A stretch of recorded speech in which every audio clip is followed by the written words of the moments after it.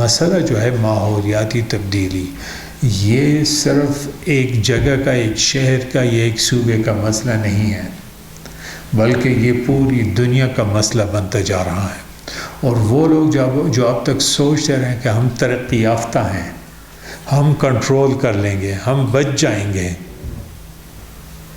وہ سب سے زیادہ اس کا شکار ہو رہے ہیں، یا گرمی کی شکل میں یا بارشوں اور سیلاب کی شکل میں۔ تو ان کا ماحول جو ہے وہ تبدیل ہو۔ ہمارے پاس کوئی آپشن نہیں ہے۔ لوگ پہلے سب گرمی میں جاتے تھے یورپ میں، اب وہاں پہ بھی گرمی جو ہے اس حساب سے بڑھنے لگی۔ چند سال پہلے فرانس میں صرف 1 یا 1.5 مہینے میں 3000 سے زائد لوگ مر گئے تھے سخت گرمی کی وجہ سے۔ یہاں تو پورے سال میں اتنے نہیں مرتے گرمی سے۔ تو اب یہ ایک عالمی مسئلہ ہے۔ ہم جو ہے وہ ایک لحاظ سے خوش قسمت ہیں، اور وہ یہ ہے کہ یہ جو ماحولیاتی مسئلہ پیدا ہوا ہے، اس کے پیدا کرنے میں ہمارا حصہ کم ہے۔ وہ لوگ جو ہیں یورپ، امریکہ وغیرہ جو ہیں، ان کا حصہ اس مسئلے کے پیدا کرنے میں زیادہ ہے۔ جو ممالک جتنے صنعتی طور پر ترقی یافتہ ہیں، وہ سب سے زیادہ اس کے ذمہ دار ہیں، اور اب یہ صورتحال پہ اب خود ان کو احساس بھی ہو گیا کہ ہم سب سے زیادہ اس کا شکار بھی بننے والے ہیں۔ اس لیے پوری دنیا کے اندر اس چیز کے اوپر بحث مباحثہ ہو رہا ہے۔ پہلے آج سے 20-25 سال پہلے ہمارے ملکوں میں نہ کسی کو یہ معلوم تھا کہ ماحولیاتی مسائل کیا ہیں، نہ کسی کو یہ معلوم تھا کہ ماحولیاتی مسائل کے لیے بھی کسی محکمے کی ضرورت ہوتی ہے، نہ ہمارے ملکوں کے اندر کوئی ماحولیاتی تبدیلیوں سے متعلق کوئی وزارت ہوا کرتی تھی۔ اب جو ہے پاکستان جیسے ملک میں بھی ماحولیاتی تبدیلی کے لیے ایک الگ وزارت موجود ہے، ایک پورا محکمہ وفاقی اور صوبائی سطح پہ موجود ہے، اور یہی صورتحال دوسرے ممالک کے اندر بھی ہے۔ تو اس سے آپ اندازہ لگائیں کہ دنیا کے ایک کونے سے لے کے دوسرے کونے تک سارے لوگ جو ہیں وہ اس چیز کو محسوس کر رہے ہیں۔ اب جب محسوس کر رہے ہیں تو سب کی خواہش بھی یہی کہ اس کے اوپر کنٹرول حاصل کیا، اس کا سدباب کیا جائے، اس کو روکا جائے۔ ہر محکمہ جو ہے وہ اپنے اپنے حساب سے اس کو روکنے کی کوشش کر رہا ہے۔ مثلاً جو صنعتی امور سے متعلق محکمے ہیں، ان کی یہ کوشش یہ ہے کہ جو ہم صنعتیں قائم کریں، ان سے کاربن کا اخراج جو ہے وہ کم ہو، یہ ان کی ذمہ داری ہے، اور وہ اس کے اوپر کام کر رہے ہیں۔ ایک زمانہ تھا پوری دنیا کے اندر کوئلے کے جو ہیں وہ یہ بجلی گھر، پاور ہاؤسز بن رہے تھے، کسی نے اس کی طرف توجہ نہیں دی کہ اس سے مسائل کے، بجلی تو پیدا ہو رہی ہے کوئلے سے، لیکن اس سے مسائل کیا پیدا ہوں گے۔ میں نے خود بعض ممالک کے اندر ایسے بڑے بڑے پلانٹ دیکھے ہیں، وہ بتائیں کہ جی ایک زمانے میں کوئلے سے چلنے والا بجلی گھر تھا،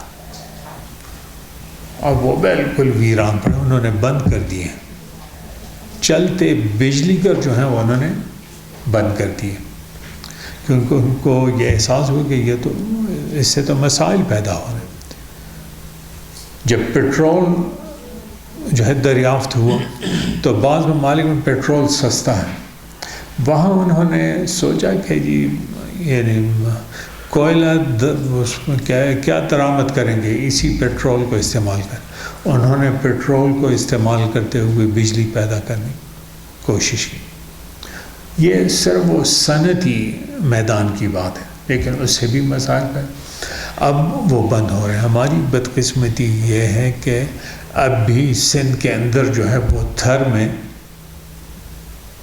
بجلی پیدا کرنے کے لیے کوئلے کے بجلی کا لگ رہے ہیں، جب پوری دنیا میں بند ہو رہے ہیں ہمارے ہاں لگنے شروع ہوئے۔ یہ جو ہے نا ہماری ایک وہ یہاں پہ غلط پلاننگ ہے۔ اب سنا کہ حکومت نے فیصلہ کیا کہ جو مزید ہم نہیں لگائیں گے، لیکن وہ کہ جن کی گزشتہ 15-20 سال کے اندر منظوری دی جا چکی ہے، جن کے اوپر اربوں ڈالر کی انویسٹمنٹ ہو چکی ہے، اس کا کیا کریں گے؟ وہ تو ملٹی نیشنل کمپنیاں ہیں، وہ تو تاوان مانگیں گی۔ یہ ایک بہت جو ہے نا گھمبیر مسئلہ ہے۔ تو وہ لوگ بھی جو صنعت سے متعلق ہیں وہ اس کے اوپر کنٹرول کی کوشش کر رہے ہیں۔ تعمیرات سے متعلق جو لوگ ہیں وہ بھی کر رہے ہیں۔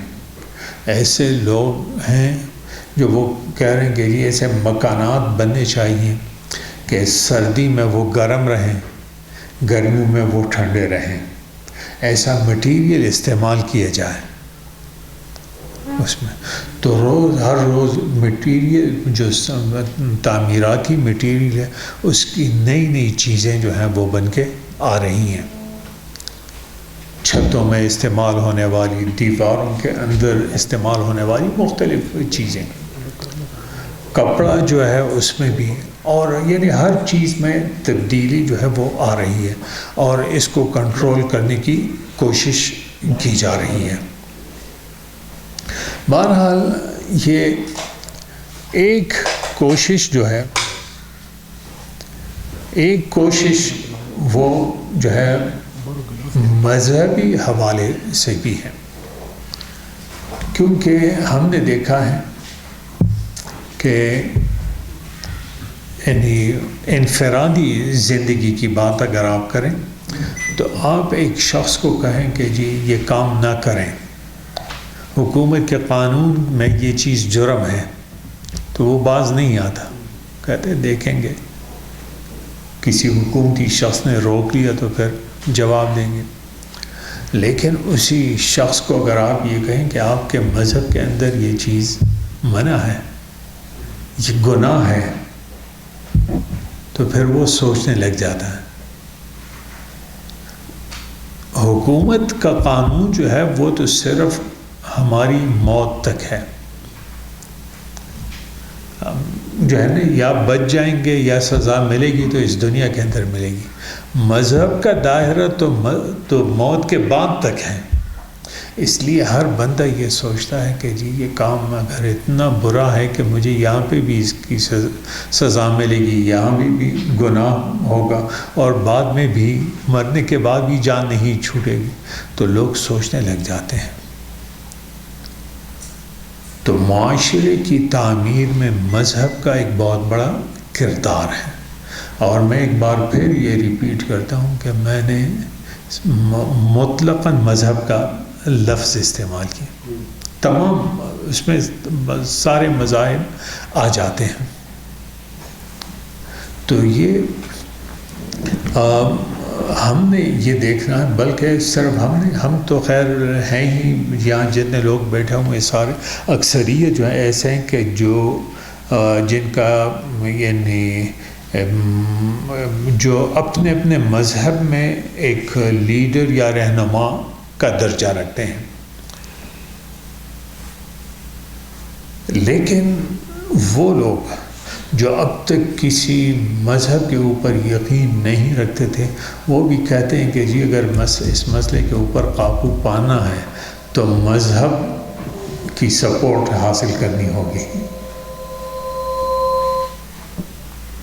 یعنی ایسے آپ میں سے جو ہے نا زیادہ تر کم عمر کے لوگ ہیں، لیکن پہلے جب ہم دیکھتے میٹنگ میں جاتے تھے تو کسی سرکاری میٹنگ میں کسی مذہبی آدمی کو بلانے کا تصور ہی نہیں تھا۔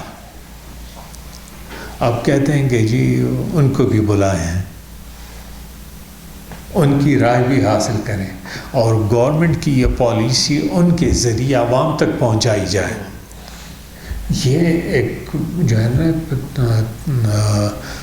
طرز عمل پوری دنیا کے اندر ہو۔ غیر مسلم دنیا کے اندر بھی وہ لوگ اپنے اپنے مذاہب کے ذریعے گورنمنٹ کی پالیسی جو ہے وہ لوگوں تک پہنچانے کی کوشش، اور ہمارے ہاں بھی یہی ہو رہا ہے۔